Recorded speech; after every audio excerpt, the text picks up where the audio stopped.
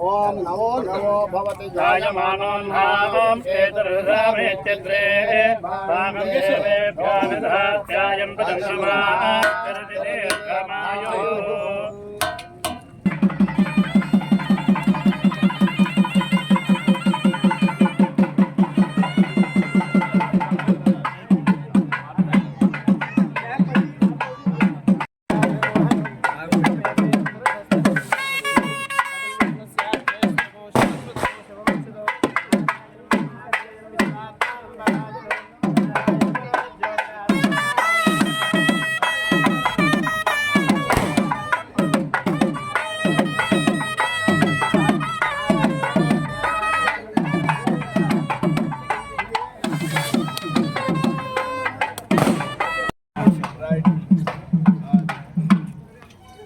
కొంచెం కిందకి పట్టుకోవాలి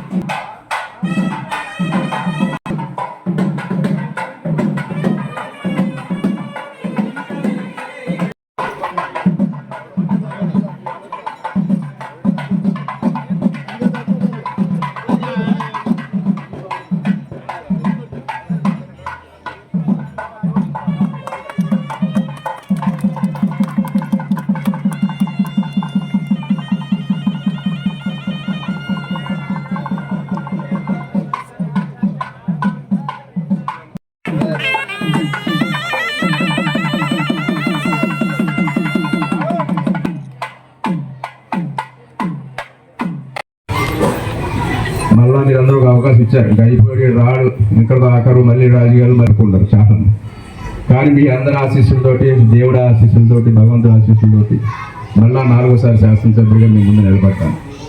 నాకు ఈ ఇచ్చిన అవకాశాన్ని సద్వినియోగం చేయడానికి నా శాయశక్తుల నా నియోజకవర్గానికి, నా స్వగ్రామానికి నా రుణం తీర్చుకోవడానికి నా వంతు కృషి నేను చేస్తానని తెలియజేస్తూ, ఏవైతే కొన్ని కార్యక్రమాలు ఆగిపోయి ఉన్నాయో వాటన్నిటినీ ముందుకు తీసుకెళ్దామని తెలియజేసుకుంటూ, ఇప్పుడు మన ముఖ్య అతిథి మరి తెలిసిన వెంటనే కార్యక్రమానికి ఇచ్చేసి ఈనాడు ఈ కార్యక్రమంలో విజయవంతం చేస్తున్నటువంటి యువ నాయకులు, మన పార్లమెంట్ సభ్యులు శ్రీ గంటా హరీష్ మాధురి గారిని ఒక సందేశం కోరుచున్నాను. నాన్నగారు నెరవేరిన కోరికలు చాలా ఉన్నాయి. ఇక్కడ ఉపాధి కల్పించాలనుకున్నారు ఆయన. యువతకి రేపన్నాడు ఒక దిశానిర్దేశం చేయాలనుకున్నారు. అలాగే ఇక్కడ ఈ బిఆర్ అంబేద్కర్ కోనసీమ జిల్లాని ఒక బంగారు కోనసీమ జిల్లాగా తయారు చేయాలనుకున్నారు.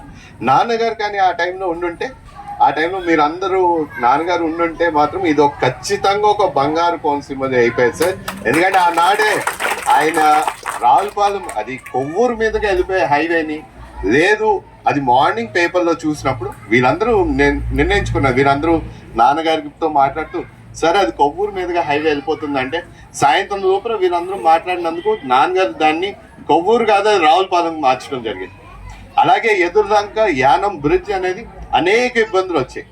కానీ వీళ్ళందరూ కూడా కలిసి ఆ టైంలో ఒక టీం లాగా పనిచేస్తూ ఆ రోజుని ఎంత ఇబ్బందులైనా, ఎంత ఖర్చు అయినా సరే దాన్ని ఆ రోజున ఆ ప్రాజెక్ట్ని పూర్తి చేశారంటే వీళ్ళందరూ స్వయం కృషి అని కూడా ఈ సభాముఖంగా మీ అందరికీ తెలియజేసుకున్నాం. సో ఆ విధంగా సార్ ఈ రోజు కూడా ప్రజలు మన పైన ఆ విధంగా ఆశిస్తున్నారు. ఆ విధంగా మనం పనిచేయాలని ఖచ్చితంగా మేమందరం కూడా మీ అందరు గైడెన్స్లోని మేమందరం పనిచేస్తున్నాం. ఖచ్చితంగా మీ నుంచి ఆశించేది ఏంటంటే నాన్నగారు అనుకున్న కళలు అన్ని పూర్తి చేయడానికి మనందరం కలిసి కట్టుగా పనిచేద్దామని మరొకసారి తెలియజేసుకుంటూ సెలవు తీసుకుంటాం.